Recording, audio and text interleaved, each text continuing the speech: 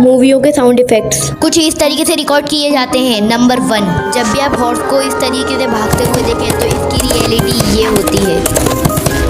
Number 2, जो आप Minecraft में प्लेयर के चलने की आवाज़ सुनते हैं वो दरअसल पेंट पे ब्रश घिसने की आवाज़ होती है। नंबर 3, देखने से पहले अगर आप एक हैंडसम से बॉय है तो मेरी वीडियो को लाइक करो, और अगर एक क्यूट सी गर्ल है तो कमेंट करिए। नंबर 3, जो आप दरअसल ये डायनासोरों की फिल्मों में आवाज़ सुनते हैं वो डायनासोरों की नहीं होती, वो ये बंदर जैसे दिखने वाली जीवों की होती है। और हाँ, कमेंट में बताओ कि आप लोगों को मेरी वीडियो कैसी लगी। वीडियो पसंद आई हो तो लाइक कर दो, चैनल को सब्सक्राइब कर दो।